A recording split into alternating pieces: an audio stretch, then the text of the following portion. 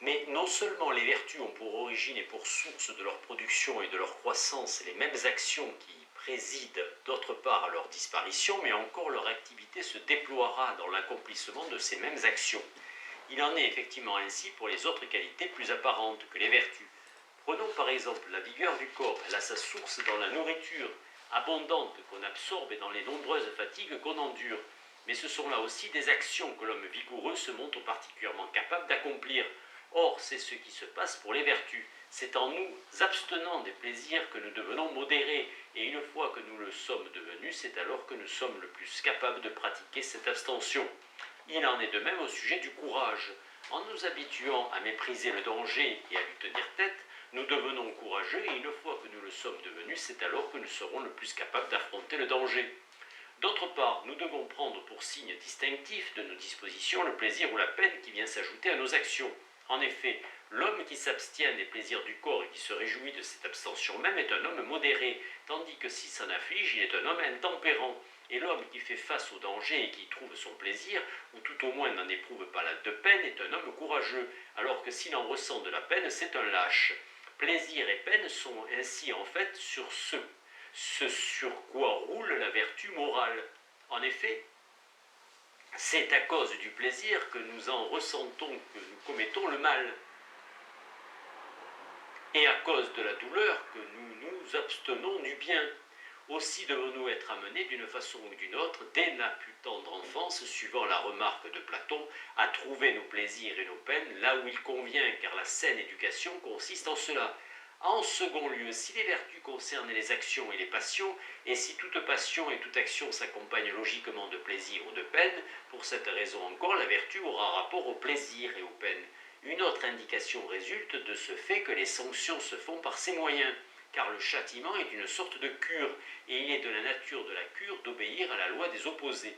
De plus, comme nous l'avons noté aussi plus haut, toute disposition de l'âme est par sa nature même en rapport et en conformité avec le genre de choses qui peuvent la rendre naturellement meilleure ou pire.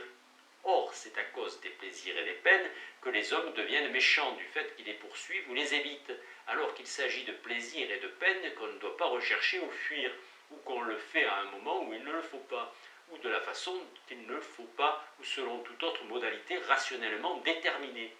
Et c'est pourquoi certains définissent les vertus comme étant des états d'impassibilité et de repos, mais c'est là une erreur due à ce qu'ils s'expriment en termes absolus, sans ajouter de la façon qu'il faut et de la façon qu'il ne faut pas, ou au moment où il faut, et toute autre addition.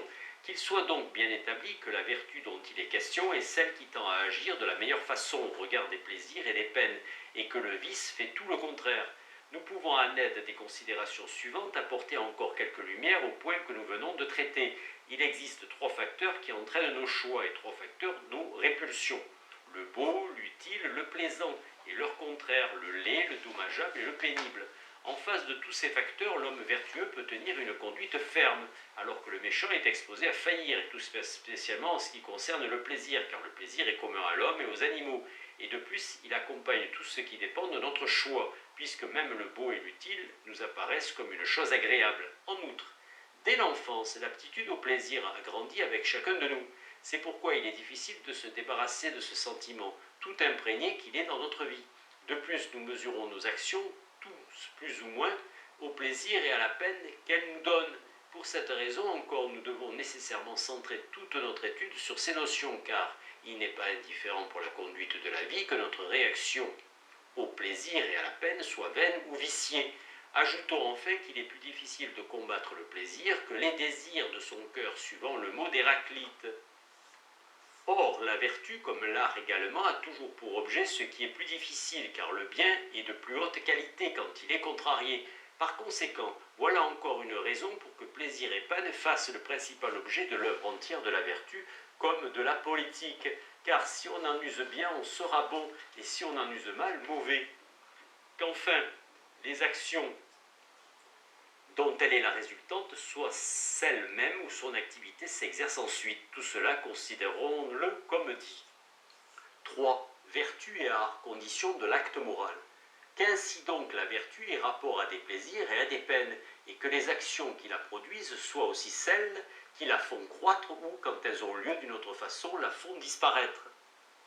Mais on pourrait se demander ce que nous entendons signifier quand nous disons qu'on ne devient juste qu'en faisant des actions justes et modéré qu'en faisant des actions modérées.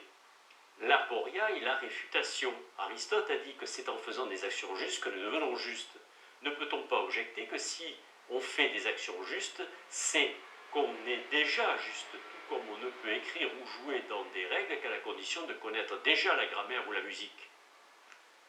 Car enfin, si on fait des actions justes et des actions modérées, c'est qu'on est déjà juste et modéré, de même qu'en faisant des actes ressortissants à la grammaire et à la musique, on est grammairien et musicien. Mais ne peut-on pas dire plutôt que cela n'est pas exact, même dans le cas des arts? C'est qu'il est possible en effet qu'on fasse une chose ressortissant à la grammaire, soit par chance, soit sous l'indication d'autrui. On ne sera donc grammairien que si à la fois on a fait quelque chose de grammatical et si on l'a fait d'une façon grammaticale, à savoir conformément à la science grammaticale qu'on possède en soi-même. De plus, il n'y a pas ressemblance entre le cas des arts et celui des vertus. Les productions de l'art ont leur valeur en elles-mêmes. Il suffit donc que la production leur confère certains caractères. Au contraire, pour les actions faites selon la vertu, ce n'est pas par la présence en elles de certains caractères intrinsèques qu'elles sont faites d'une façon juste ou modérée. Il faut encore que l'agent lui-même soit dans une certaine disposition quand il les accomplit. En premier lieu, il doit savoir ce qu'il fait. Ensuite, choisir librement l'acte en question et le choisir en vue de cet acte lui-même. Et en troisième lieu, l'accomplir dans une disposition d'esprit ferme et inébranlable. Or, ces conditions n'entrent pas en ligne de compte pour la possession d'un art, quel qu'il soit, à l'exception du savoir lui-même, alors que pour la possession des vertus, le savoir ne joue qu'un rôle minime ou même nul à la différence des autres conditions, lesquelles ont une influence non pas médiocre, mais totale, en tant précisément que la possession de la vertu naît de l'accomplissement répété des actes justes et modérés. Ainsi donc, les actions sont dites justes et modérées quand elles sont telles que les accomplirait l'homme juste ou l'homme modéré. Mais est juste et modéré non pas celui qui les accomplit simplement, mais celui qui de plus les accomplit de la façon dont les hommes justes et modérés les accomplissent. On a donc raison de dire que c'est par l'accomplissement des actions justes qu'on devient juste et par l'accomplissement des actions modérées qu'on devient modéré, tandis qu'à ne pas les accomplir, nul ne saurait jamais être en passe de devenir bon. Mais la plupart des hommes, au lieu d'accomplir des actions vertueuses, se retranchent dans le domaine de la discussion et pensent qu'ils agissent ainsi en philosophes et que cela suffira à les rendre vertueux.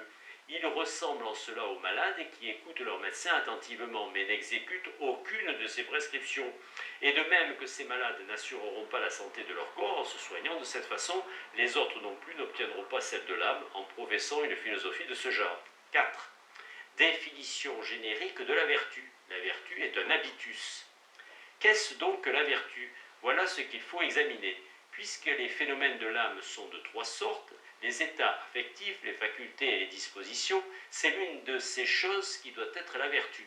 J'entends par état affectif l'appétit, la colère, la crainte, l'audace, l'envie, la joie, l'amitié, la haine, le regret de ce qui a plu, la jalousie, la pitié, bref, toutes les inclinations accompagnées de plaisir ou de peine. Par faculté, les aptitudes qui font dire de nous que nous sommes capables d'éprouver ces affections, par exemple la capacité d'éprouver colère, peine, pitié. Par disposition, enfin, notre comportement bon ou mauvais relativement aux affections.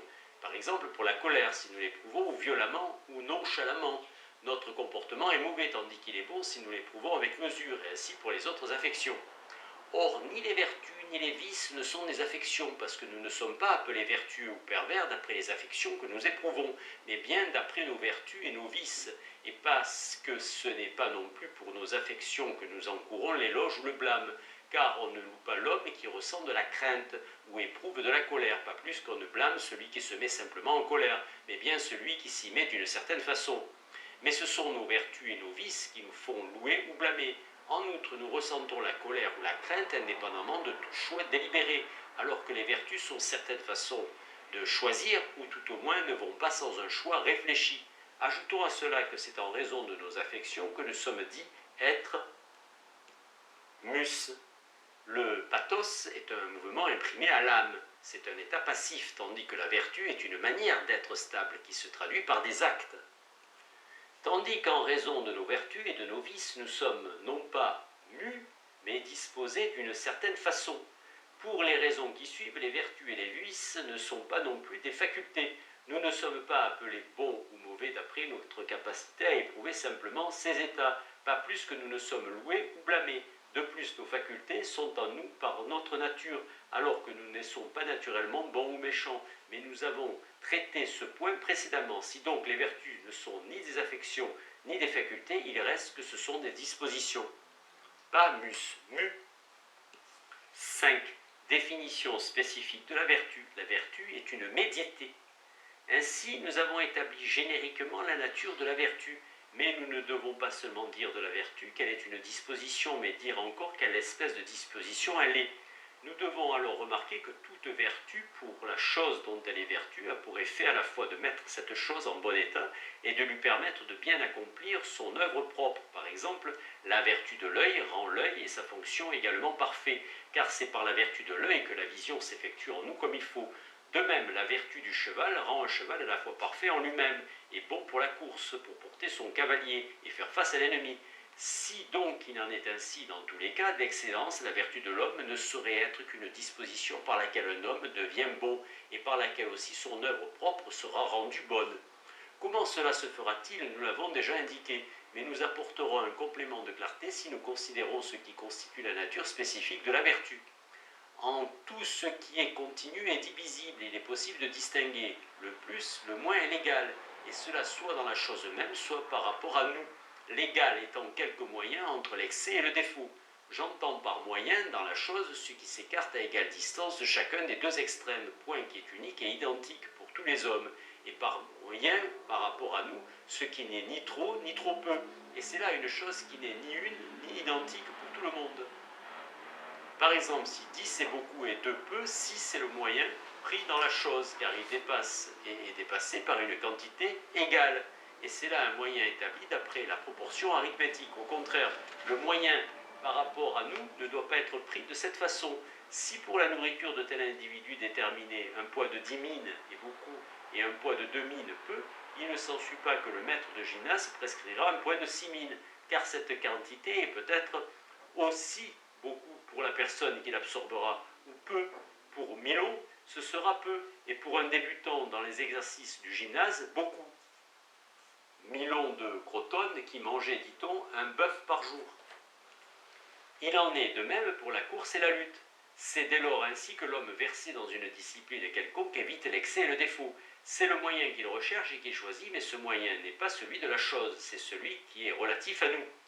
Si donc toute science aboutit ainsi à la perfection de son œuvre, en fixant le regard sur le moyen et en ramenant ses œuvres, de là vient notre habitude de dire en parlant des œuvres bien réussies qu'il est impossible de s'y retrancher ni d'y rien ajouter, voulant signifier par là que l'excès et le défaut détruisent la perfection, tandis que la médiété la préserve.